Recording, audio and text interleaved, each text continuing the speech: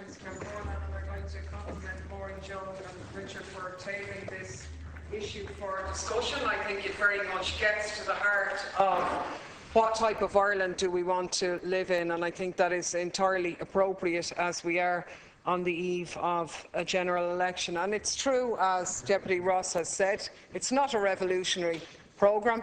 It's a very modest proposal against the backdrop of a government which on absolutely nearly every issue tells us we have to comply with Europe, be it on water charges, be it on whatever.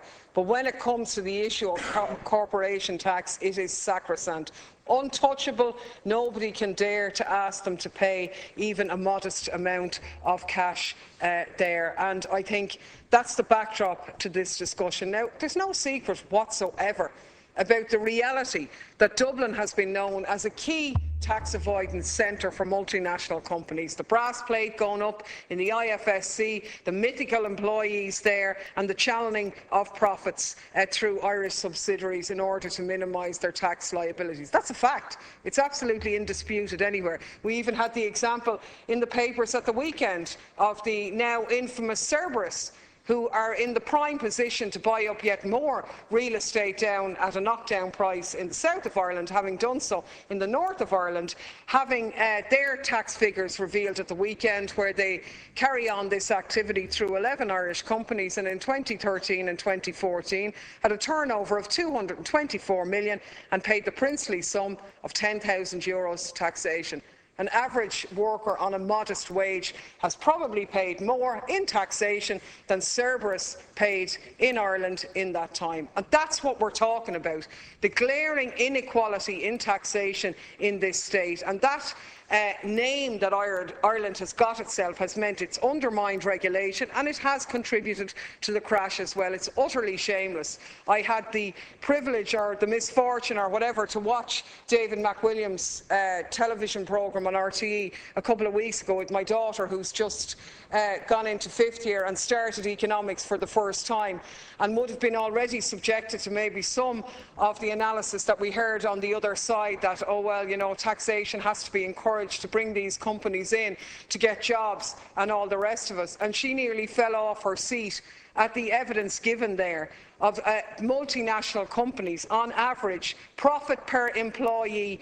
$970,000, taxation per employee $25,000, an effective rate of 4% when families and workers are paying considerably more than that. And it is the citizens who meets the deficit for that. The analysis is out there, the sharp increase in proportion of taxes paid by ordinary citizens through social charges, indirect charges on consumption, the property tax and so on.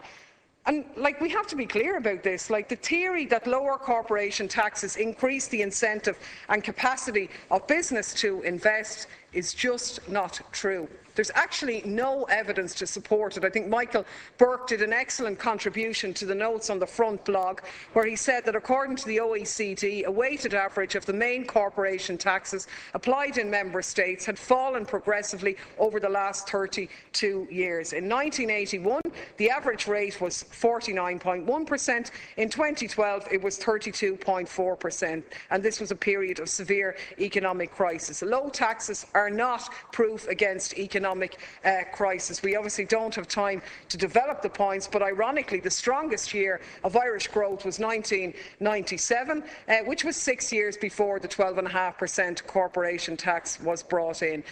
Certainly the idea as well, as he argues, the argument that lower tax rates lead to higher investment has been disproved throughout the entire OECD area, which has obviously experienced a decline in growth over the last 30 years. So look,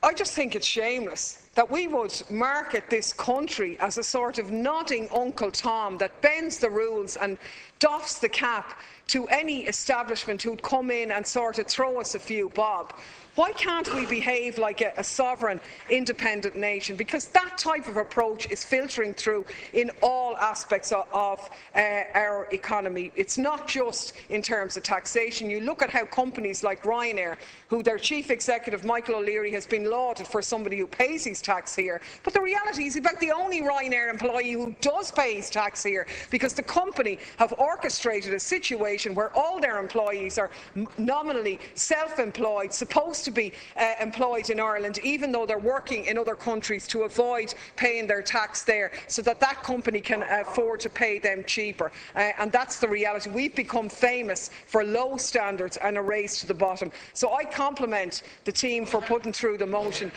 There needs to be a complete overhaul. Those with the resources need to pay more, and they're not doing it. And if we want an equitable, fair society, then that has to be done, and it is more than past its sell-by date. Thank you, Deputy.